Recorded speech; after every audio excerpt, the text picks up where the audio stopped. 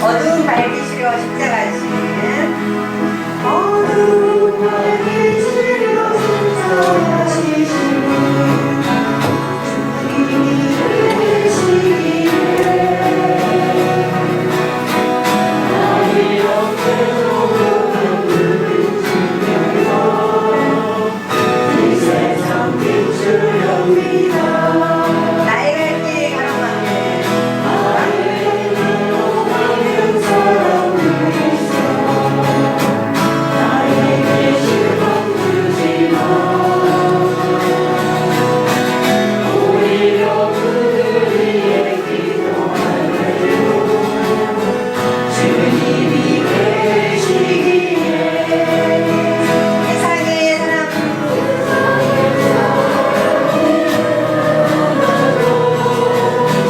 많은 사랑 할래요. 어려운 이웃을 돌아보면서 주님을 섬기래요. 이유가 요즘에 세상을 주 하나의 미랄이 되어 모두를 사랑하며 살고 싶어요. 주님이 계시기에 어둠을 밝히시려 십자가 지시니 주님이 계시기에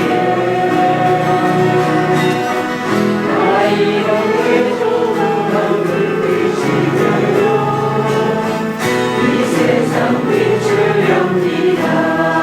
나의 길 가로막는 나의 길 가로막는 사람들이 있어 나에게 실망 주지 마. 오히려 그들 위해 기도할래요. 주님이 계시기에 세상에 사랑이 말라도 세상에 사랑이 말라도 나를 사랑할래요. 어려운 이웃을 돌아보면서 주님을 섬기래요. 이유가 욕심을 쫓아가는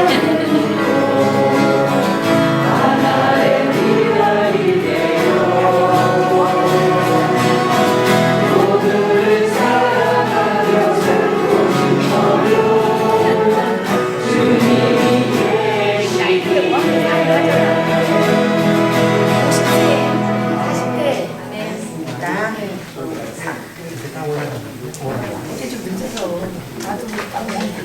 삼 번 우리 그 뭐죠 프로그램 있는데 3번 있는 거 있죠? 애교사 보고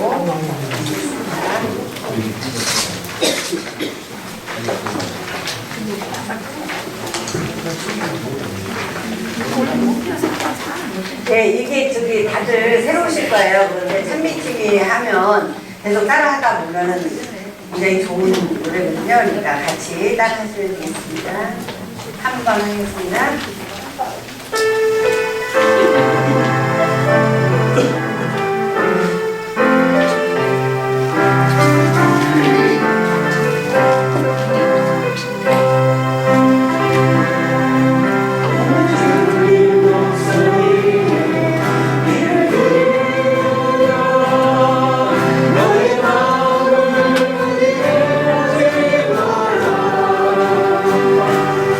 오늘 주님 목소리에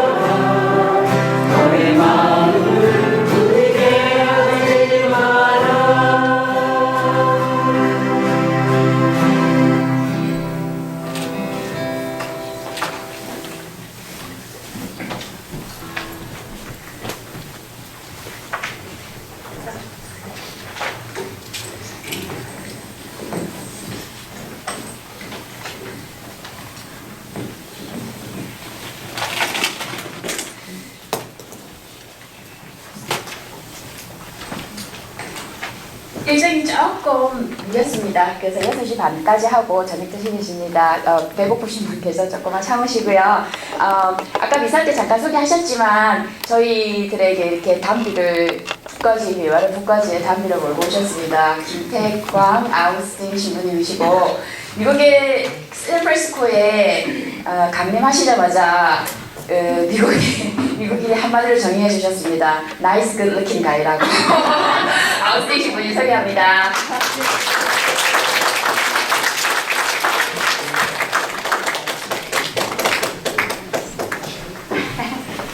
빨리 가 진짜.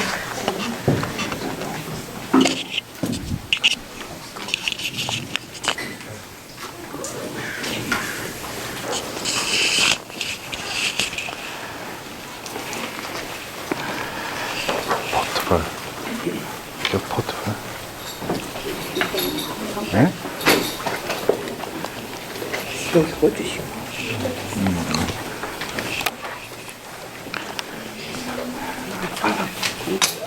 됐어. 예.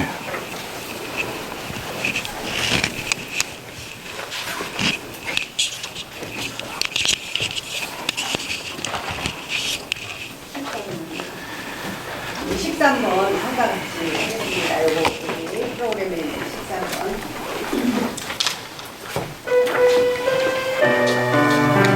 누르고 그리는 말씀 바뀌면 조금 누르고 계시죠. 이렇게 됐어.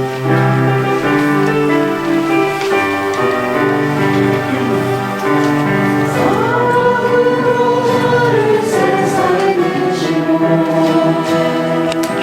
자비로 나의 삶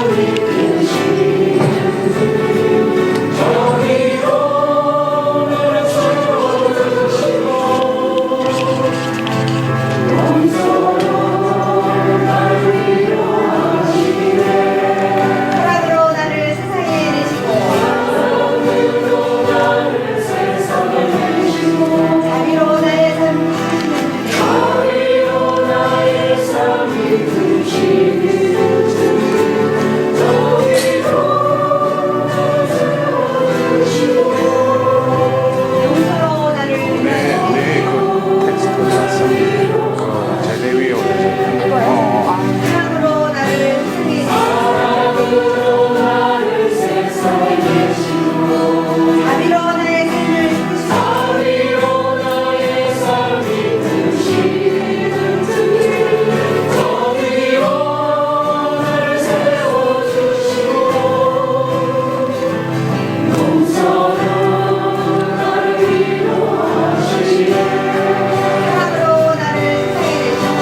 사랑으로 나를 세상에 내시고 사랑으로 나를 세상에 내시고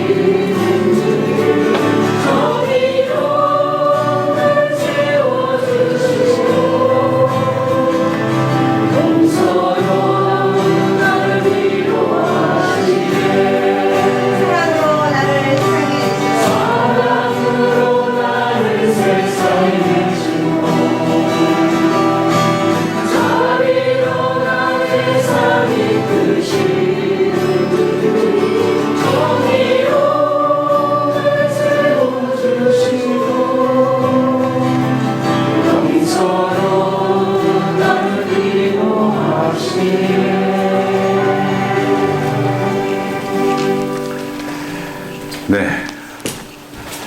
첫 번째 강의 시작하도록 하겠습니다.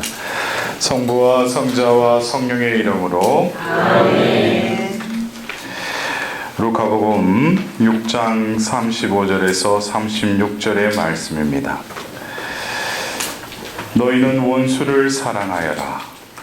그에게 잘해주고 아무것도 바라지 말고 구워주어라. 그러면 너희가 받을 상이 클 것이다. 그리고 너희는 지극히 높으신 분의 자녀가 될 것이다. 그분께서는 은혜를 모르는 자들과 악한 자들에게도 인자하시기 때문이다. 너희 아버지께서 자비하신 것처럼 너희도 자비로운 사람이 되어라. 주님의 말씀입니다. 그리스도님 찬양합니다. 좋으신 주님, 이 피정을 시작하는 첫 번째 강의, 주님 당신께서 또 이 피정을 주관하시고 이끌어 가시고 또 이들 각자들에게 필요한 모든 것을 또한 베풀어 주십시오.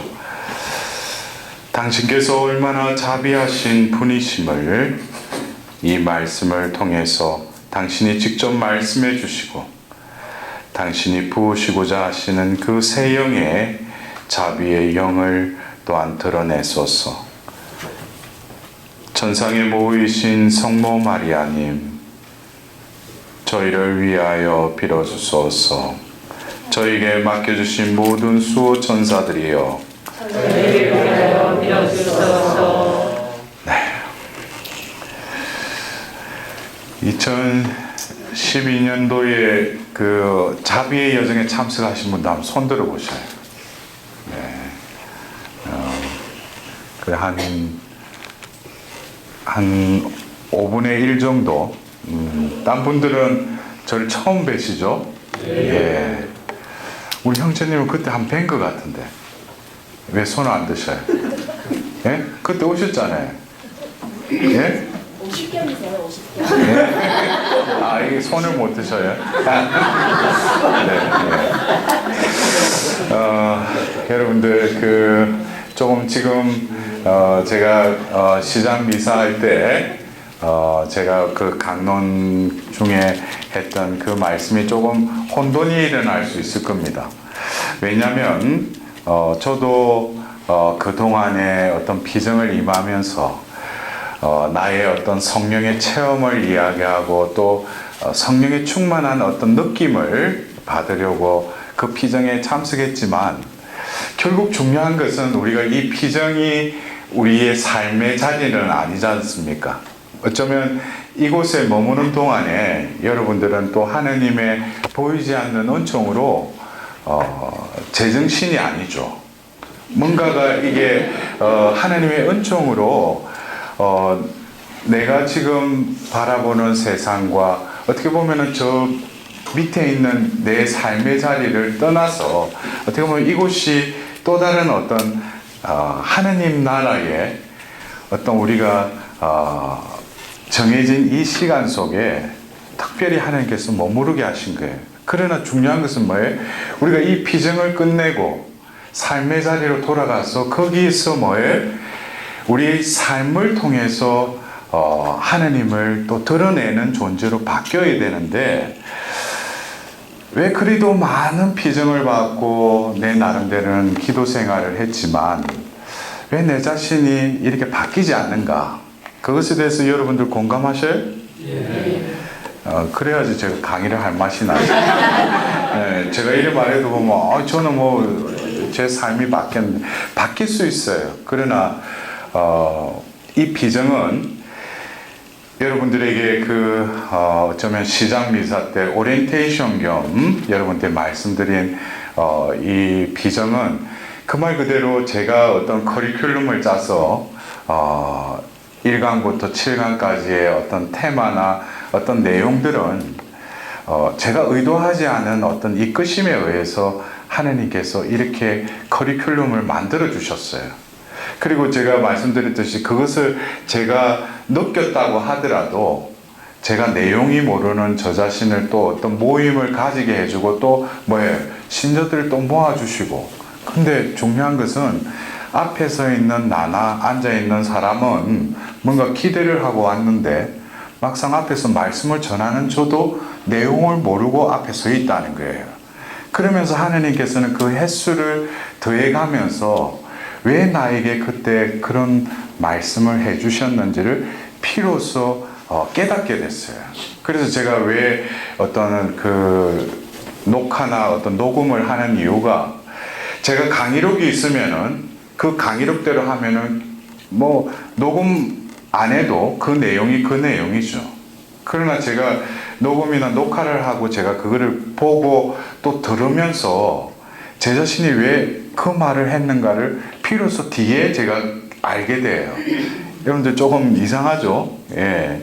그래서 제가 그 한 11년에 어떤 그 하나님께서 저를 이끌어 오신 그 여정들 속에서 여러분들 오늘 처음 이 시간에 자비의 하나님에 대해서 여러분들 특별히 올해가 자비의 희년이지 않습니까? 여러분들 자비의 희년 때 어떻게 은총을 많이 받으셨어요? 모르겠습니다. 네. 그래야지 또 제가 강의를 할 맛이 나요. 네. 구체적으로 이야기하면 제가 할 말이 없지. 네. 근데 저는 올해 하나님께서 또 저를 이곳저곳에 또 그 자비를 전하라고 쓰셨는데, 제가 그 자비의 하나님을 전하는 제 입장을 보더라도 제가 결코 자비로운 사람은 아니에요. 근데 올해 또 한국의 어떻게 보면 가톨릭 방송 유일한 평화 방송에 7개월여 동안 또 녹화를 지난 9월에 끝냈어요. 그래서 지금 이제 마지막 녹화분이 방영되고 있는데, 저는 지금 미국에 와서 또 이 강의를 하고 있는데, 하나님께서 저에게 이때가 어떤 때임을 예수님께서 공생애 중에도 많은 이들이 와서 표징을 요구할 때 뭐랬어요? 이 악한 세대야 그랬죠. 그러면서 요나보다도 솔로몬보다도 더 큰 이가 여기에 있다고. 20세기에 그 한 수도자를 통해서 당신을 드러내시고 그 성심으로부터 그 빛을 뿜으시면서 나를 그려서 자비의 예수님으로 공경하라고 몸소 예수님께서 당신을 드러내셨죠. 그리고 그 하나님의 그 진노의 손이 이 온 인류를 치기 직전에 있을 때 예수님께서 다시금 성부의 진노를 무그러뜨리면서 우리에게 또 가르쳐 주신 기도가 바로 하나님의 자비를 구하는 5단 기도이기도 해요. 근데 우리가 어쩌면 이 희년이라는 이 의미가 레위기 25장에 나오듯이 그 말 그대로 해방을 알리고 기쁜 해라는 거죠. 희년이라는 것이 그런 의미잖아요. 기쁠 희자에 해의 연자인데 그 말 그대로 기쁜 해예요. 근데 여러분들 한번 생각해 보십시오. 지난 21세기를 열면서 지금 이제 성인품에 오르신 요한 바오로 2세께서 대희년을 선포했죠. 여러분 다 아시죠, 그죠? 새로운 3천기를 앞두고 새로운 천년기를 맞이하면서 대희년을 선포했어요. 그것은 어떻게 보면 당연하죠. 새 천년을 맞이하면서 대희년을 선포한 거. 그러나 레위기 25장에 나오는 그 내용대로 한다면 희년은 50년 주기로 지내게 돼 있다는 거죠. 근데 지금 15년 채 되기 전에, 왜냐하면 세속력으로 지난해 12월 8일 원죄 없이 잉태되신 그 성모 대축일을 기해서 자비의 희년이 시작됐기 때문에 2015년 채 15년이 되기 전에 이미 교회에서 또 희년이 선포됐다는 거예요. 여러분들 거기에 대해서 생각해 보셨습니까? 원래 희년은 50년 주기로 일어나는데 2000년에 대희년이 선포됐는데 15년 채 되기 전에 또 희년이 선포됐다는 거예요. 이 의미가 뭐겠어요? 그 파우스티나 수녀님에게 그 예수님이 말씀하셨듯이 지금 때가 급하다는 거예요. 여러분들 희년이라는 겉으로 드러나는 의미도 있지만 그 내면에는 하나님이 급하시다는 거죠. 여러분들 그것을 모르고 우리가 자비의 희년이라는 이 희년을 이제 다음 달 20일 그리스도 왕 대축일로 인해서 이제 폐막하죠. 지금 이제 한 달여 남았어요. 근데 여러분들 보십시오. 우리 전단지나 어디 매체를 통해서 박앤세일 해가지고 여러분들 그 광고 전단지 받으면 어때? 그 시간에 어떻게든지 거기에 가서 그걸 사야지. 예? 그런 데는 아주 키와 눈이 똘망똘망 해가지고 그곳에 가서 어떻게든지 바겐세일 때 싸게 살려고. 예? 근데 여러분들 보십시오. 그 바겐세일을 주최하는 그 주최자가 그 바겐세일에 싸게 팔 물건을 준비해 놓고 그 광고지를 돌릴 거 아니에요. 그거 없이 그냥 바겐세일 해가지고 그거 하면 안 되지. 그럼 사기치는 거지, 그지? 근데 여러분들 보십시오. 하느님이 자비의 희년이라고 해서 희년을 선포하셨다면은 바겐세일을 주관했던 그 주관자가 그 무언가를 준비하고 있었듯이 하느님께서 그 무언가를 준비하고 있지 않겠어요? 바겐세일에 내가 그 점포에 가서 그 물건을 사듯이 이 자비의 희년에 그 준비된 그 무언가를 여러분들이 받았느냐 이거예요. 그것도 없이 그냥 왔다 갔다 와서 보니까 무슨 자비의 희년이라고 그러고 예수님이 뭐 죄인을 얻고 있는 그 로고 사진에 이것저것 붙어 있는데 또 아버지께서 자비로우신 것처럼 해가지고 또 여러분들 이 하느님의 그 자비하심은 결국 이 인류의 역사에 있어서 어쩌면 그 하느님이 이 세상을 창조하실 때 보시니 참 좋았다라고 했죠. 그죠? 근데 창세기 3장을 통해서 그 아담과 하와는 뭐예요? 죄를 짓죠. 그러면서 원죄가 이제 인류의 역사에 들어오게 됩니다. 그러면서 그들이 그 두렁이로 가렸던 그것을 하느님께서는 또 가죽 옷을 입히죠. 그때부터 패션이 가죽 패션이 그때부터 시작됐어. 네. 근데 여러분들 가죽이라는 게 뭐예요? 가죽 옷이라는 그 이면에는 어떤 짐승을 죽여서 피를 흘려서 얻는 것이 가죽이잖아요. 그러니까 하느님께서 그 가죽 옷을 입혔듯이 그때부터 하느님의 그 속성 중에 자비하심이 드러나기 시작했어요. 결국 인간의 역사는 뭐예요? 하느님의 그 자비의 역사이기도 한데 하느님께서는 끊임없이 그 죄와 타락에 치닫고 있는 그 인류를 구원하기 위해서 끊임없이 하느님께서는 자비를 베푸셨다는 거죠. 그래서 우리가 그 구약의 그 탈출기 여러분들 유인본에도 나와 있지만 하느님께서 그 이스라엘 백성과 이집트에서 그들을 구출하고 나서 시나이산에서 무엇을 맺어요? 계약을 맺으시죠. 계약이라는 것은 그전에는 하느님이 그 유목민이었던 이스라엘 백성들을 그냥 이끄셨지만 그때는 아직까지 뭐예요? 정식적인 관계가 성립이 안 됐다는 거죠. 그래서 그것은 뭐냐면 흡사 이렇게 비길 수 있을 거예요. 남녀가 뭐 시가지고 둘이 좋아하게 됐어. 근데 뭐예요? 좋아하는 거는 그건 기정사실인데 남자가 길거리 갈 때마다 그 여자를 자꾸 쳐다봐. 그럼 뭐예요? 그때는 선전포고는 못하지. 왜냐면 정식적인 관계가 안 이루어졌기 때문에 그때는 한 번씩 꼬잡는다든지 입에서 좀 따발총을 쏜다든지 그것으로 이제 끝을 맺어야지. 근데 뭐예요? 결혼을 했는데도 자꾸 곁눈질을 하고 딴 눈을 팔면 어떻게 돼? 선전포고를 정식으로 할 수 있는 거예요. 그때부터 전쟁이 일어나는 거지. 이해가 되셔요? 네. 공식적인 관계가 맺기 전에는 이스라엘 백성과 하느님의 관계는 그 말 그대로 하느님이 그들을 선택했지만 아직까지 뭐예요? 정식적인 관계가 이루어지지 않았다는 거예요. 그래서 우리가 그 출애굽 그 탈출기를 보면 하느님이 그 14장에 보면은 에집트에서 그들을 이끌어내죠. 그러면서 탈출을 하고 나서 그 백성들이 또 불평을 해요. 그러자 그 물이 없다고 투덜거리자 뭐예요? 그 하느님께서 또 모세를 통해서 그 물을 마시게끔 해주시죠. 그때는 불평하자 그냥 들어주셔요. 근데 민수기에 똑같은 사건이 일어났을 때 그 백성들이 불평할 때 하느님께 뭘 보내세요?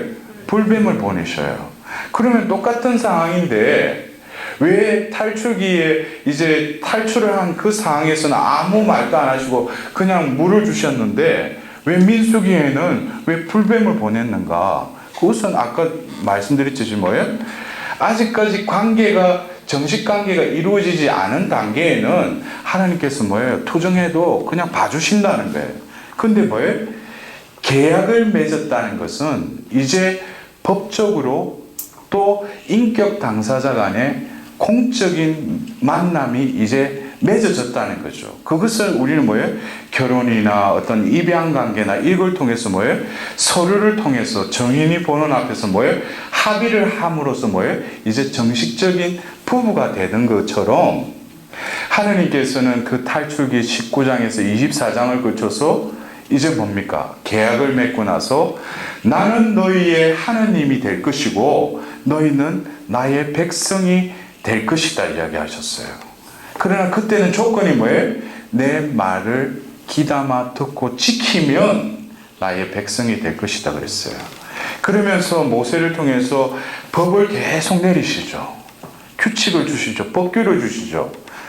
그러면서 레위기를 우리가 읽으면서 그러잖아요. 뭐 성경 읽으면서 하느님 왜 쪼잔하게 이런 것까지 다 지키라고 하느냐. 또 별의별 병에 대한 어떤 치료법도 가르쳐주고 또 흥미로운 건 또 뭐예요? 그건 대머리는 부정한 사람이 아니래. 그래서 대머리인 사람은 아직까지 부정한 게 아니에요. 근데 하나님께서 그렇게 자상하게 그렇게 법을 주시는 것은 여러분들 흡사 이렇게 생각할 수 있어요. 이제 공적인 관계가 맺기 전에는 그들은 떠돌이 민족이었어요. 그냥 유목민이었어요. 근데 이제 뭐예요? 하나님이 하나님 백성이 되게 해주겠다고 그랬죠. 내 말을 지키면. 그럴 때 뭐예요? 이 백성들은 이를테면은 시골의 어떤 처녀가 졸지의 왕궁으로 와서 왕과 결혼을 하는 것까지는 우리가 볼 수 있지만 그 사람의 삶이 이제 뭐예요? 여왕에 걸맞는 삶의 양식이나 여러 가지 예절도 배워야지 결혼에 걸맞는 삶을 살아갈 수 있을 거 아닙니까? 그러니까 우리가 하나님이 그 모세오경에 나오는 여러 가지 법규 역시 뭐예요? 하나님이 그들의 하나님이 되고 너희들은 뭐가? 하나님 백성이 될 것이다 그랬어요. 그러면 하나님 백성다워지면 뭐예요? 하나님이 그러신 분이라면 하나님 백성도 어떻게 돼요? 그렇게 되어야지 하나님과 하나님 백성의 관계가 뭐예요? 성립이 되는 거죠. 이해가 되셔요? 네. 여기서 어떤 관계에 대해서 우리는 다시금 염두에 두셔야 돼요. 이것은 뭡니까? 우리가 세례성사를 통해서 하나님은 그저 우리에게 뭐예요? 그 세례성사에 지었던 모든 죄를 사해 주시고 우리를 뭐로 불렀어요? 하나님 자녀로 부르셨어요. 그리고 우리는 뭐예요? 하나님을 하늘에 계신 우리 아버지라고 그래요. 여기 이미 뭐예요? 관계가 맺어졌다는 거죠. 그래서 예수님이 그 세례를 받고 하늘이 열리면서 성령이 임하면서 뭐예요? 하늘에서 소리가 들리죠. 너는 내가 사랑하는 아들, 내 마음에 드는 아들이다. 이것은 비단 예수님이 세례 받을 때뿐만 아니라 당신의 자녀로 거듭 태어나는 그 순간에 하나님께서는 들리지 않는 또 그 음성을 우리에게 다 우리를 뭐예요? 인정해 주셨다는 거예요. 뭐라고? 내 마음에 드는 자녀라고. 내가 사랑하는 자녀라고. 근데 여러분들 보십시오. 제가 그 오리엔테이션 때도 말씀드렸듯이 우리는 지금 나무의 가지에 열리는 그 열매를 보자는 것보다도 하나님과의 그 관계, 보이지 않는 땅 밑에 내려진 그 뿌리가 온전히 하느님과의 그 물을 머금듯이, 그래서 오늘 또 비가 이렇게 내려주잖아요. 그러니까 또 강론 때 그런 강론을 할 수가 있는 거 아니겠어요? 그래서 보이지 않는 하느님과의 그 관계, 그것은 결국 뭐냐면 어떤 기능적인 외적인 것이 아니라 우리 내면적인 존재 대 존재로서 우리는 하는 나의 존재를 한번 들여다보자는 거예요. 여러분들 그래요. 이때까지 우리가 어떤 하느님을 생각할 때 특히 20세기 후반에 우리 교회 안에 은사적 성령 세신이 일어나면서 자신은 뭐 아무런 의도도 없었는데 하느님이 나에게 치유의 은사를 주셨어요. 그래서 제가 기도하고 손 얹으니까 뭐예요? 치유가 일어나. 이걸 어떻게 우리가 이해할 수 있어요? 그런 현상이 일어나는 그 현상도 중요하지만 왜 하느님이 나에게 그것을 은사를 주셨어요?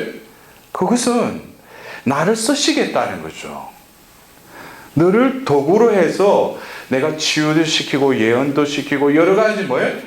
그 선물을 통해서 당신이 당신이심을 드러내기 위해서 은사를 베푸셨는데 많은 경우 은사를 받을 때는 자기가 은사를 받았다고 그러지만은 뭐예요? 그것을 소유하려고 그래요.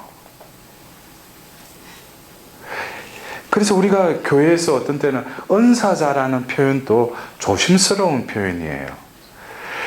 은사는 하나님께서 주셨지만 중요한 것은 뭡니까? 이를테면은 어떤 사람이 비스무리한 은사를 받았어요. 근데 하느님의 성령의 은사를 받고 그것을 어떻게 비교할 수 있냐면은 다이아몬드 목걸이가 있는데 그 목걸이를 돼지 목에다가 걸어 놓는 거하고 어떤 기부인에게 목에 걸려 있는 거하고 그 다이아몬드 그 목걸이의 품위가 뭐예요? 틀리죠. 돼지 목걸이에 걸어진 거는 설령 다이아몬드 목걸이라도 뭐예요? 그 품위를 잃어버리죠. 그 말은 뭡니까? 우리가 은사를 받은 것은 그거는 사실이에요. 그러나 뭐예요? 은사를 드러내는 내 존재가 그 하느님이 주신 그 은사에 합당한 존재로 갖추어질 때 하느님의 은사는 뭐예요? 더 풍요로워지고 하느님의 거룩하심이 더 드러난다는 거예요. 그러나 뭐예요? 우리가 그것을 소유하고 있고 내가 무슨 뭐가 된 것처럼 처음에는 어떤 할머니가 보면 일자무식이었는데 성령 세미나 갔다 와서 성경을 읽고 또 말씀의 은사가 주어지자 입에서 그냥 말씀이 튀어나오는 거예요. 그래서 남들이 와서 또 더군다나 치유의 은사를 받고 뭐예요? 남들이 와서 처음에 병이 나오니까 뭐 그런 소문은 또 뭐예요? 빨리 퍼지지. 그래 와가지고 뭐 왔는데 보니까 또 그 할머니가 실제로 있었던 제 본당에 있었던 일이에요. 그 할머니가 남편이 뭘 했냐면 연탄 배달을 했어요. 그때 당시에. 그리고 와서 보니까 자기 병원 나왔고 아유 할머니가 뭐 어떻게 보답을 그 사람도 웃긴 거예요. 보답을 해줄 필요가 없지. 왜? 하느님의 도구로부터 그게 이루어졌다면은 그냥 뭐예요? 하나님께 감사드려야지. 왜 그 사람한테 아이고 사는 게 그런데 그러면서 또 봉투를 하나 띄워줘. 그래서 처음에는 뭐예요? 거봐 왜 이러세요? 이러는데 뭐예요? 갖다 줬는데 돈이야. 근데 자기가 뭘 그냥 은사를 그냥 베풀었을 뿐인데 사람들이 자기에게 대우를 해주는 거예요. 그러면서 뭐예요? 서서히 그것을 소유화하는 거죠. 자기 것으로 삼는 거죠. 거기서부터 뭐예요? 이게 분열이 일어나는 거예요. 여러분들, 우리가 이번 주어진 이 2박 3일에 여러분들은 우리가 대생을 할 때 뭡니까? 똑같은 이렇게 그 물체를 보고 어떤 빛이 들어오는 그 방향에 따라서 각자가 앉아있는 방향에서 그 그림을 그릴 때 다 틀리죠. 그죠? 예? 그것처럼 여러분들에게 어쩌면 1967년부터 지금 올해가 49년째고 내년 되면 뭐예요? ICCRS가 이제 시작된 지 50주년을 맞이해요. 여러분들이 성령 세미나를 통해서나 여러 가지 비전을 통해서 바라보았던 성령은 무엇을 원하십니까? 라고 할 때 뭐예요? 무엇을 청합니다. 라고 받았던 그런 컨셉의 성령을 여러분들이 느끼고 있어요. 그래서 제가 아까 개강이란다 또 시작 미사 때 말씀드렸듯이 많은 이들이 성령 충만을 어떻게 생각해요? 자기가 원하는 것이 이루어지면 성령 충만됐다고 그래요. 그리고 뭘? 어떤 강사가 와가지고 치유받아라 이랬는데 별로 치유가 아니라서 그러면 오늘 성령이 뭐 진하지 않네. 오늘 성령이 뭐 좀 약하네. 또 어떤 데 왔는데 뒤집어지고 그러면 성령이 오늘 강하게 오셨네. 이게 뭐예요? 이게 어떤 샤머니즘도 아니고 하느님 보실 때 어떤 때는 뭐 강하게 역사하시고 어떤 때는 약하게 그거는 뭐예요? 자신의 입장에서 자기 식으로 그냥 하느님을 그냥 판단해 버린다는 거죠. 성령님은 하느님이셔요. 맞아 그런다. 근데 여러분 생각해보세요. 제가 저 자신도 하나님 그 성령 세미나를 지금 이제 받은 지 제가 5년 보면은 이제 한 29년, 28년째가 됐네요. 그 처음에는 제가 뭐 원한 것도 아닌데 그 이후에 가니까 계속 보면 성령 세미나 가서 무슨 은사를 청합니까? 그래서 제가 그전에도 그거 청했는데 또 받은 거 같고 그래서 내가 귀찮더라고. 그래서 다 달라고. 근데 저는 은사는 다 받은 것 같아요. 근데 중요한 것은 뭡니까? 제가 그래서 그 자비의 여정 때도 제가 고백을 했지만 가가지고 성령을 받아라 하고 했는데 그때 막 사람들이 와 하고 막 이를 막 하는데 성령이 뜨겁게 내렸어. 근데 혼자서 사직안으로 가면서 운전하고 갔는데 왠지 모르게 공허한 거예요. 그래서 사직안에 가서 뭐냐 또 찬장을 열고 그래서 또 탁 따라가지고 한 잔 딱 마시니까 조금 전에는 뭐 성령이 오소서 했다가 뭐예요. 지금은 그 알코올이 들어가서 찌리찌리한 게 똑같이 취하는 거는 마찬가지예요. 그래서 어떤 때는 뭐 밤을 새워서 철야를 하듯이 밤을 새워서 알코올을 마시니까 뭐예요? 몸이 주체를 못하는 거지. 그래가지고 또 새벽 미사를 하는데 또 그럴 때는 또 빠지지 않고 강론을 해. 그러면 또 가면서 신부님 오늘 강론이 좋았습니다. 이러면 이게 성령이 취한 건지 술에 취한 건지 제가 헷갈리는 거예요. 그러니까 이게 말씀의 은사는 뭐예요? 이게 알코올이 취해도 뭐예요? 그거보다 더 센 거지. 그런 제 안에 말 못하는 또 누구에게 드러내지 못하는 어떤 부끄러운 내 존재가 성령을 받았고 남들에게 하나님께서 나를 도구로 썼건만 기능적으로 그 은사는 드러내긴 했지만 내 존재가 더 타락되고 변하지 않는 나의 존재를 바라보게 된 거예요. 그러면서 2007년도에 제가 서울에서 사목을 할 때 아침 기도를 마치고 이제 묵상하는 중에 제 마음속에 어떤 말씀이 들렸어요. 네가 어딜 가서 손을 뻗치고 기도하면 그곳에 내가 카이누스의 영을 내려주겠다고. 그래서 카이누스의 또 영이 뭔가. 근데 그 이후에 보니까 그게 에제키엘서 36장 26절에 부네오마 가이논이라는 그 카이누스 영이라는 게 바로 새 영인 것을 알게 됐어요. 그 이후에 저는 제 스타일이 그래요. 하나님께 하라면은 제가 아까도 말씀드렸듯이 공지를 해요. 그러면 또 하나님이 이 인간들 모아줘. 그러면은 나도 내용도 모르고 이게 있는 사람 뭔가 들으려고 왔는데 또 하나님 뭐예요?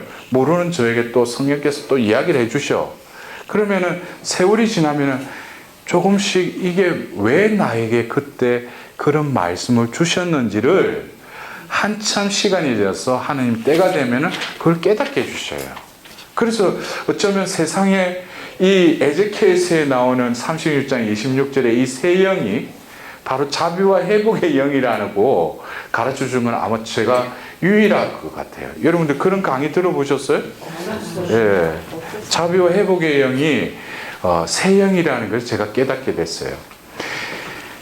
근데 여러분들이 그렇습니다. 이것을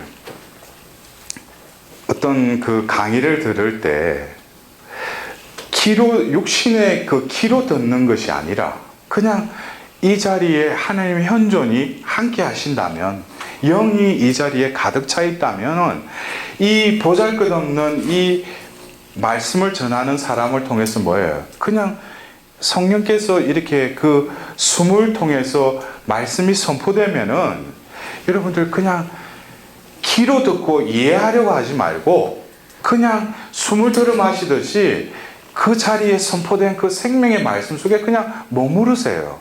그거를 자꾸 저 신부가 저런 말을 또 하냐고 또 받아주고 내가 여기 누군지 알아. 내가 보면 그거를 뭐 백날 여러분들 적어놓은 노트 가서 읽어요? 읽지도 않잖아. 근데 근데 적지 말라는 게 아니고 여러분들 이 강의에 저는 그래요. 그전에는 제가 성령 체험했던 그 체험담을 뭐예요? 이쪽 가서도 써먹고 저쪽 가서도 써먹고 백날 그러는데 어느 날 저에게 어떤 자매님이 지나가면서 신부님 말씀을 전하세요 이러는데 기분이 딱 나쁜 거야. 내가 말씀을 전했는데 무슨 저 버르장머리 없이 나한테 이런 말을 하는가. 근데 그 말이 저를 계속 흔들었어요. 저 자매가 왜 말씀을 전하라고. 난 떨림없이 말씀을 전했는데 내가 성령 체험한 거 찌릿찌릿한 거 또 그랬던 거 내가 전했는데 무슨 말씀을. 근데 제가 그 이후에 실제로 어느 날 성경 말씀을 읽으면서 그 말씀이 예레미야처럼 이사야처럼 꿀과 같이 저에게 달게 다가왔어요. 그러면서 하루에 10시간 넘게 말씀을 읽기 시작했어요. 그리고 어느 날 또 저에게 말씀을 강의하라는 거예요. 그 주님, 신부들 중에 성경 전공한 신부도 많은데 또 저보고 왜 말씀을 전하라고 하십니까? 또 하다 보니까 지나고 나니까 또 결국에는 하느님이 똑같은 강사가 있더라고. 오면은 여러분들 그렇잖아요. 어떤 강사가 오면은 저쪽에 몇 년 전에 왔는데 그 레파토리나 지금 올해도 뭐예요? 와서 또 하는 게 6.25 사변부터 해가지고 계속 이야기하는 레파토리가 그래 놓고도 똑같이 하는데도 뭐예요? 또 성령이 함께 하니까 또 눈물이 진짜고 그래. 근데 여러분들 그래요. 나에게 체험한 것을 나누는 것도 중요하지만 그거보다도 말씀이 사람이 되시어 우리 가운데 계신 분이 바로 예수님이셨죠. 예수님은 바로 하느님의 아들이셨지만 바로 로마서에 나오듯이 첫째 아담이 죄를 지음으로써 죽음이 들어왔듯이 둘째 아담은 뭐예요? 둘째 아담을 통해서 우리에게 생명이 들어왔다고 그랬죠. 결국 둘째 아담이라고 바오로 사도는 표현을 하고 있지만 그 둘째 아담은 뭐예요? 원래의 아담의 회복된 모습이라는 거죠. 그래서 예수님은 뭐예요? 말씀이 사람이 되셔서 우리 가운데 계셨다면 결국 말씀으로 이 세상을 창조한 그 6째 날에 창조한 것이 뭡니까? 바로 우리라는 거죠. 나라는 존재는 결국 뭐예요? 말씀으로 창조되었다는 거죠. 그렇다면 우리에게 주어진 이 성경 말씀이 어떻게 돼? 내 삶을 통해서 이루어졌다는 것을 증거하는 것이 진정으로 말씀을 전하는 것이라는 거예요. 그래서 여러분들 이 시간에 자비의 하나님에서 여러분들 자비의 희년에 맞이하면서 여러 가지 그 주보나 여러 가지 자비에 대한 어떤 이론적인 거는 주워 들은 거는 있을 거예요. 그러나 여러분들 한번 우리가 이번 그 자비의 희년 로고의 그 밑에 적혀 있는 그 모토가 뭐였어요? 예? 아유, 너무 보면 영어가 제가 이게 안 돌아가네.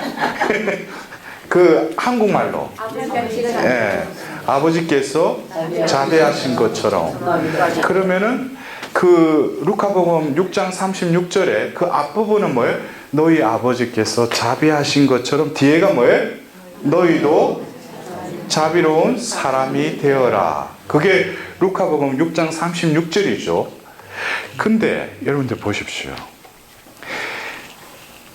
하나님이 자비하신 것처럼 너희도 자비로운 사람이 되라고 그랬죠. 그러면 우리는 이게 서구식 그 학습에 의하면은 이를테면 그래요. 그 어리석은 여인은 사막에 뿌려진 시다. 그러면 또 뭐겠어요? 우리는 그것이 어떤 잠언이나 지혜서에 보면은 이 우의적으로 비유적으로 그 유대인들은 그 말씀을 적어요. 그러면은 사막에 떨어진 시는 어떻게 써요? 싹을 못 맺죠. 그럼 그거를 뭐예요? 어리석은 아내라는 거예요. 이를테면 이렇게 표현하는 거는 유대인들에게 이야기하면 뭐예요? 하고 알아들어요. 여러분들 안 그래요? 어리석은 아내는 그 사막에 뿌려진 시다 그러면 여러분들 뭐예요?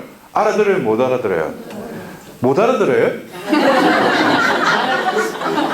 아니 너무 미국에 오래 살다 보니까 모든 게 분석적이 돼서. 근데 우리 동양 사람에게 있어서는 그렇게 말을 하면 뭐예요? 알아듣죠. 그게 그런 의미구나. 응? 그러니까 정확한 건 아니지만은 복 있는 아내는 뭐예요? 푸짐한 포도송이와 같다. 이런 거 하면 우리가 알아듣잖아요. 예? 근데 이게 예수님도 동양인이었죠. 근데 그것이 신학이나 모든 게 로마로 옮겨지면서 유럽이라는 어떤 서양에 의해서 학문이 정립되다 보니까 말씀을 다 분석하는 거예요.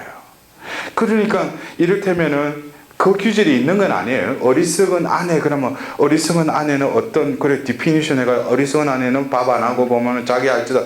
여러 가지 그래. 그리고 뒤에 보면은 사막에 뿌려져 시다. 그러면 또 그거를 또 해석을 해. 그걸 또 분석을 해. 끼 맞죠. 그게 서양식이잖아요. 안 그래요? 여러분들 보십시오. 예수님이 그 사람들에게 산상수훈을 하면서 원수를 사랑하라. 그럼 사랑 못하지. 어떻게 원수를 사랑할 수 있어? 근데 뭐예요? 너희 아버지께서 자비하신 것처럼 너희도 자비로운 사람이 되라. 그러니까 그러면 하나님이 자비하시면 그래. 성경에 보면은 이런 규절이 있어서 하나님은 자비하시다. 그러면 자비로운 사람이 되어라. 이건 또 다른 때가 분석해가지고 그렇게 해석하면 안 된다는 거죠. 여러분들 보십시오. 어떻게 보면 자비의 희년을 지내는 그 이 해의 모토가 너희의 아버지께서 자비하신 것처럼 하고 끊었어요. 그러면 우리는 자동적으로 뒤에는 뭐예요? 너희도 자비로운 사람이 되어라 라는 것이 떠오르죠. 그렇다면은 우리가 이 자비의 하나님이 자비하시다. 그런데 나가 자비로운 사람이 되라고 그러죠. 그러면은 우리는 자비로운 사람이 될 거, 그러면 내가 자비로운 사람이 어떻게 되지? 그러면 뭐예요? 누구를 도와주고 내가 애긍시사하고 뭐 도와주는 거, 그런 또 개념이 탁탁탁 생겨요. 그래서 이렇게 하면은 내가 자비로운 사람이 되는 것이구나. 그것도 하나의 자비로운 사람이 되는 하나의 방법이지만 예수님이 말씀하신 의미는 뭐예요? 너희 아버지께서 자비하신 것처럼 너희도 자비로운 사람이 되라는 것은 결국 아버지의 존재와 일치되라는 거예요. 이해가 되셔요? 네. 우리는 하느님 모상이에요. 하느님을 닮은 존재인데 하느님이 자비하시다면 우리도 뭐예요? 당연히 자비로운 사람이 되어야 된다는 거예요.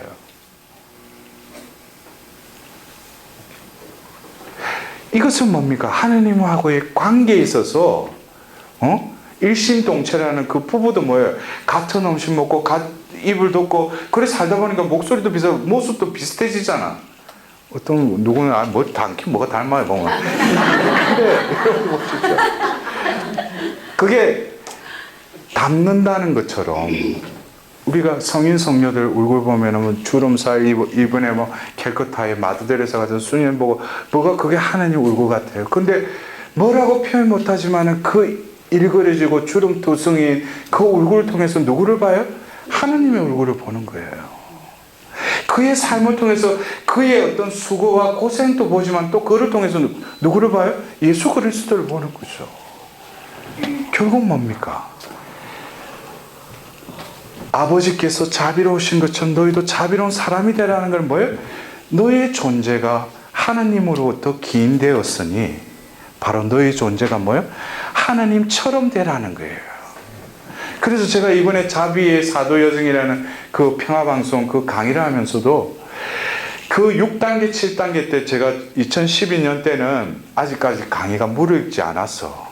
근데도 여기 와 있는 사람들 중에 혹시나 그때 그 신부님 해가지고 또 왔는가 본데 그때는 제가 잘 모르는데 이게 오라고 해가 와가지고 하는데 제가 근데 지금은 좀 어느 정도 정돈이 된 상태야. 그래서 하나님이 또 방송까지 또 이렇게 내보냈는데 제가 그때 그 6단계, 7단계 때 자비를 살아라, 자비를 전하라고 할 때 우리는 그래요. 자비를 전하라고 하면은 내가 어디 가서 도와주고 이런 거를 자비를 전하는 줄 알아요. 근데 뭡니까? 중요한 것은 내가 자비를 전하는 것은 어떻게 보면은 다른 종파에서 말하는 어떤 자선일 수도 있지만 우리 그리스도교에서 말하는 자비를 전한다는 것은 하느님 아버지께서 자비하시다면 너희도 자비한 사람이 되는 것은 이거는 당연지사인데 그 방법에 있어서 하느님께서 어떻게 당신이 자비하신 것처럼 너희도 어떻게 자비로운 사람이 되게 하시기 위해서 뭐예요? 예수님께서 비유 중에 어떤 왕이 어떤 사람 빚을 지었는데 엄청난 빚을 지었는데 그걸 탕감해 줬다고 그랬죠. 그러나 자기가 다시 돌아가서 자기에게 또 빚진 사람에게 그 빚을 갚아라고 그랬죠. 그러면서 그 예수님 뭐라고 해요? 너희 아버지께서 자비를 베푸신 것처럼 너희도 자비를 베풀어라. 또 그렇게 말씀하시죠. 이것은 뭡니까? 먼저 하느님께서 우리에게 베푸신 자비를 기억하라는 거예요. 이것은 또 이걸 뭐라 하면은 이미 하느님은 우리에게 자비를 베풀어 주셨는데 내가 그 자비를 받았다는 것도 모를 뿐만 아니라 그 받은 자비를 뭐예요? 고인물처럼 썩게 한다는 거죠. 그것을 바로 나를 통해서 어떻게 흘러가게 하라는 거죠. 그것이 바로 뭐예요? 자비를 실천하고 자비를 전하는 것이죠. 그렇다면은 그럼 자비를 어떻게 받는가? 그래서 여러분들 에제키엘서 이제 내일 이제 새 계약과 새 영에 대해서 또 제가 강의를 하겠지만 오늘 이 1강의 때는 여러분들 그 유인물에 에제키엘서 36장 26절에 너희에게 새 마음을 주고 새 영을 넣어주겠다라고 나와 있어요. 근데 바로 그 26절의 앞절을 우리 함께 봉독하도록 합시다. 에제키엘서 36장 25절 너희에게 너희를 정결하게 하겠다. 너희의 모든 부정과 모든 우상에게서 너희를 정결하게 하겠다. 여러분들 보십시오. 제가 3년 전에 그 난가주에서 어떤 피정을 갑작스럽게 저에게 들어와서 제가 강의를 무엇을 피정을 할까 하다가 바로 새 영을 이제 피로써 알려야 되겠다고. 그래서 여러분들이 하는 자비와 회복 세미나를 처음 시도하게 됐어요. 근데 그때도 역시 뭐예요? 저는 내용을 모르고 비행기를 타고 난가주까지 와서 또 사람들이 모여서 평상시보다 2배로 더 모여가지고 그들도 뭔가 한국에서 왔으니까 뭘 들으려고 모였어. 근데 나도 뭐예요? 내용도 모르고 그 자리에서 말을 하는데 강의를 하면서 제가 깨달은 거예요. 여러분들 지금은 좀 어느 정도 아니까 걱정하지 마셔요. 지금 헷갈리는 분들이 있어요. 저 신부가 도대체 뭔 소리를 하는가? 보통 뭐예요? 공부하고 자기가 준비해가 와가지고 준비한 걸 강의를 하잖아. 예. 그게 뭐예요? 카리스마틱하다는 것은 성령께서 그를 통해서 은사의 도구로 쓴다는 거죠. 말씀의 은사를 받은 사람은 뭐예요? 자신이 어떤 생각도 없지만 하나님이 나를 통해서 뭐예요? 말씀을 하게끔 하셔요. 그래서 이 사도행전에 보면 사도행전 2장에 뭐예요? 오순절 설교를 보면은 뭐예요? 베드로가 어부인데도 보면 구원의 역사를 일목요연하게 요엘서와 또 시편의 말씀을 적용하면서 뭐예요? 예수님의 어떤 십자가 사건과 그 부활을 정확하게 다 정언하잖아요. 그건 누가 했어요? 베드로가 했어요? 아니죠. 성령이 그의 입을 통해서 말씀하시는 거예요. 여러분들 저는 이 에제키엘서 36장 25절에 너희들에게 정결한 물을 뿌려서 모든 우상에서 묻은 때를 깨끗이 씻어주리라 했죠. 그런데 이 말씀 그 다음이 바로 새 마음과 새 영에 대해서 나와요. 근데 저는 이 25절을 묵상하면서 단박에 느낀 것이 이것은 바로 새 영의 자비를 드러내는 속성을 그 전절에 적어놨다는 거죠. 이 새 영은 바로 뭡니까? 정결한 물을 뿌려서 모든 우상에게 묻었던 때를 깨끗이 씻어주겠다. 이것은 성부께서 에제키엘 예언자를 통해서 예언한 말씀이죠. 이 말씀은 결국 뭐예요? 성부의 그 메시지를 예언자를 통해서 드러내셨죠. 근데 바로 말씀이 사람이 되셔서 우리 가운데 오신 예수님을 통해서 바로 여러분들 유인물에 요한복음 20장 22절에서 23절에 숨을 불어넣으면서 성령을 받아라 그래요. 여러분들 성령 사건 그 사도행전 2장에도 성령을 체험하지만 이미 예수님이 요한복음 14장부터 성령이 오시면 이런 것을 해주실 거다라고 설명도 해주실 뿐만 아니라 부활 후에 뭐예요? 성령을 받아라 그래요. 그러면서 이어서 뭐라고 하셔요? 한번 여러분들 읽어보셔요. 누구의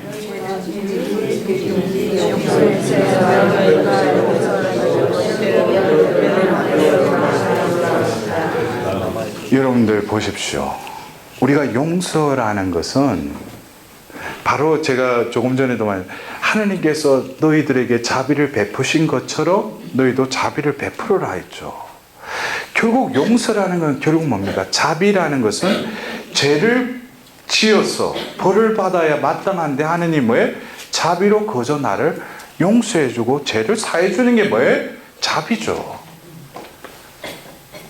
그렇다면 이 성경 구절을 여러분도 한번 보십시오. 성령을 받아라 이랬는데 이었고 너희가 누구의 죄든지 용서해 주면 그가 용서를 받을 것이고 했어요. 여러분도 보십시오. 그 죄를 용서받는 거 가지고 그 침상에 걸려간 그 사람들 보고 예수님께 대들잖아요. 네가 뭔데 죄를 용서하느냐고. 이거는 그들에게 있어서 뭐예요? 죄는 용서하는 분은 누구예요? 하느님만이 죄를 용서하다고 믿는데 여기서 보면은 너희가 누구의 죄든지 용서해 주면 용서해 주는데 뭐예요? 그가 용서를 받을 것이다 그랬어요.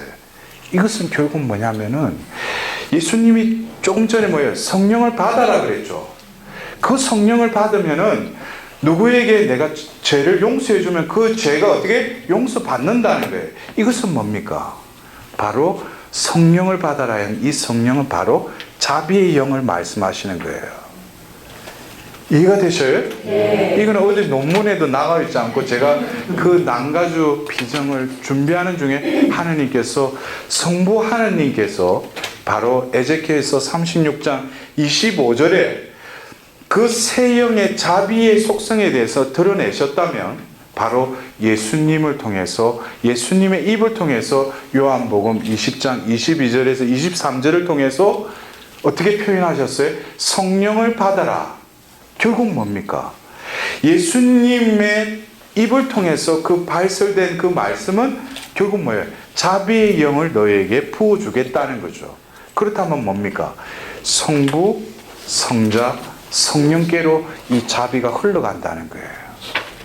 그래서 우리가 자비를 입는다는 것이 그냥 뭐 허공했던 것이 아니라 바로 구체적으로 성부 하느님께서 에제키엘서에 이미 예언하셨고 예수님이 이 세상에 오셔서 분명히 자신이 입으로 발설하셨고 그리고 뭐예요? 성령을 우리는 받았다는 거죠. 그러면은 성부, 성자, 성령을 통해서 뭐예요? 자비의 하느님, 삼일체신 하느님이 뭐예요? 분명히 구원의 역사 안에서 당신을 어떤 하느님으로 드러내셨어요? 자비의 하느님으로 드러내셨다는 거죠. 그렇다면 우리는 뭐예요? 자비로운 사람이 되라는 것은 뭡니까? 결국 성부, 성자, 성령께로 이어지는 자비의 영을 너에게 부어주겠다는 거예요. 그러면은 우리가 자비의 영을 받으면은 내가 악한 자였고 남에게 옹색한 자였는데 뭐예요? 자비로운 사람이 되는 거예요. 자비의 영이 그에게 내렸으니까. 그러면 내가 뭐예요? 누구의 죄도 용서할 수 있어요? 없어요? 있어요. 여러분들 이것은 우리가 일간의 심리학적으로나 여러 가지 과학적인 접근으로 뭐예요? 용서는 이렇게 해야 된다고 또 뭐 이렇게 접근을 했지만 아주 심플한 거예요. 자비의 영이 우리에게 임하면 뭐예요? 우리가 용서하지 못할 사람이 없다는 거예요. 그렇다면은 내 마음속에 아직까지 원수가 있고 내가 용서하지 못하는 사람이 있다는 건 뭐예요? 온전히 내가 자비를 입지 못한 것도 그렇지만은 내 안에 그 영이 나에게 가득 차 있지 않다는 거죠.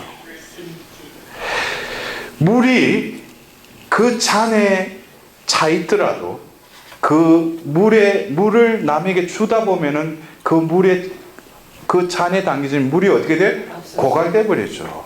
그러나 그 수도꼭지 중앙에 머물러 있으면 물은 흐르지만 그 물이 수면 위로 가득 채우더라도 그 물은 어떻게 돼요?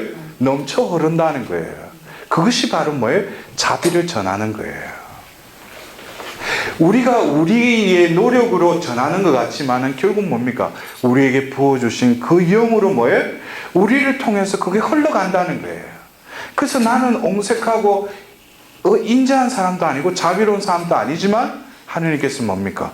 자비의 영을 통해서 우리를 자비로운 사람이 거저 되게 해 주신다는 거예요. 여러분들 우리가 오늘 1강을 통해서 자비의 하나님이시다는 것이 어떤 개념 설정을 자비는 이런 뜻이다. 우리 구약의 자비의 뜻은 이렇게 그것이 아니라 여러분들 이번 이 피정을 통해서 여러분들이 새 영을 하나님께서 부어주시기를 원하셔요. 그러면은 그 새 영의 그 한 부분이 뭐라 합니까? 바로 자비의 영이 바로 에제키엘을 통해서 또 요한복음을 통해서 우리에게 자비의 영을 부어주시겠다는 거예요. 그래서 바로 이 요한복음 20장 22절에서 23절의 이 텍스트가 바로 우리가 교회에서 부활 제2주일 자비주일날 교회에서 선택한 텍스트이기도 해요. 그러나 이것이 자비의 영이라고 이렇게 공식석상에서 말하는 것은 아마 제밖에 없을 거예요. 그것은 내가 깨달은 것이 아니라 하나님께서 저에게 가르쳐 주신 거예요. 여러분들 보십시오. 예수님이 말씀하실 때 그분이 오시면 어떻게 됐다고 했어요? 내가 한 말을 다 깨우쳐 줄 뿐만 아니라 해석해 주실 거라고 그랬어요. 여러분들 이 말씀의 흐름이 바로 뭡니까? 베드로일서 2장 10절에 여러분은 자비를 입지 못한 자들이었지만 이제는 뭐라고요? 자비를 입은 사람이다. 이것은 뭐예요? 우리에게 이미 성령이 부어졌지만 뭡니까? 존재론적으로 우리는 그 성령을 받아들이지 않았고 소유론적으로 그 성령을 받아들였기 때문에 이미 우리에게 주어진 그 자비의 영을 뭐예요? 우리는 아직 느끼지 못할 뿐이지만 이미 뭐예요? 자비를 입었다는 거예요. 여러분들 오늘 이 1강 자비의 하느님, 어쩌면 제가 하는 강의의 특징은 그 한 자매가 저에게 신부님 말씀을 전하십시오. 그 이후에 제가 말씀을 먹고 그리고 나의 체험도 나눌 수 있지만 내 주위의 체험도 나눌 수 있지만 궁극적으로 전하고자 싶은 것은 하느님의 말씀이라는 거죠. 그래서 여러분들이 이 말씀 중에 한 말씀이라도 여러분들 마음 안에 담는다면 이 피정 중에 여러분들 그 말씀의 씨가 이제 싹을 돋고 열매를 맺을 거예요. 그래서 여러분들 오늘 1강은 이렇게 마무리를 하고 여러분들 이제 식사를 하고 나눔을 할 거 아닙니까? 할 때 제가 오늘 일단은 각 조에서 서로 이렇게 통성명하시고 낯을 좀 익히는 시간을 가지시고 오늘 제가 오리엔테이션 시간 때 말씀드렸잖아요.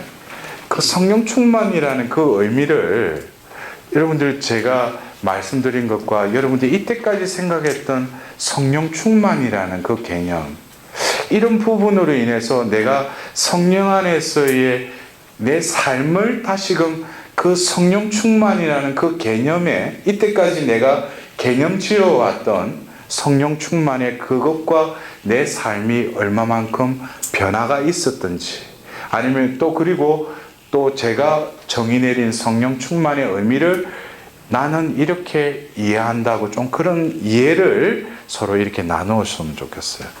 이해가 되셔요? 네. 예, 그래요. 여러분들 조금 오늘 또 비도 내리고 그렇지만 여러분들 그래요. 저는 제가 그 전에 피정할 때도 그렇지만은 이 존재 자체를 바꾸는 이 피정을 할 때는 이게 어둠이 지랄을 해요. 왜냐하면 그 전에 이렇게 성령 치유받고 이것은 어떤 부분적인 거는 있잖아요. 사탄이 어둠도 뭐예요? 그냥 놔둬요. 어떤 때는. 왜냐하면 병 나아봤자 저거 또 보면 성한 몸으로 뭐예요? 더 죄를 지을 걸 알고 있기 때문에. 근데 뭡니까? 지금 이 피정을 통해서 하느님께서 다루고자 하시는 것은 존재 그 자체예요. 그럼 악이 가만히 있겠어요? 왜냐하면 존재를 바꿔버리면은 자기들이 아무리 그 전에 방법대로는 뭐예요? 이제 안 넘어간다는 거죠. 그래서 여러분들 아까도 우리가 미사 중에도 그랬지만 저에게 주시는 시그널이 있어요. 여러분들 이왕 이 2박 3일에 몸이 오셨다면 다른 것에 마음 빼앗기지 마시고 마르타에게 하신 것처럼 필요한 것은 한 가지뿐이라고 그랬어요. 그 한 가지를 여러분들이 지으세요. 야, 그 신부 뭐 말하는데 뭐 내가 못 알아듣게. 그런 거 필요 없어요. 중요한 건 뭐예요? 지금 하느님과 나하고의 관계하지 옆에 와 있는 형제 자매들 신경 쓰지 마세요. 내가 구원받아야지 옆에 사람이 구원받아가지고 나는 구원 못 받으면 말 거예요. 여러분들 어떻게든지 이 피정을 통해서 깨어 있으세요. 지금 여러 가지 생각으로 복잡해가지고 뭐 누구하고 같이 왔는데 그거 지금 신경 쓸 거 아니에요. 여러분들 어둠은 여러 가지 방법으로 나를 이 피정에 집중하지 못하게끔 온갖 계략으로 나를 방해해요. 그것을 여러분들 명심하십시오. 아시겠습니까? 네. 우리 영광송으로 첫 번째 강의 끝내도록 하겠습니다. 영광이 성부와 성자와 성령께 성부와 성자와 성령의 이름으로 아멘.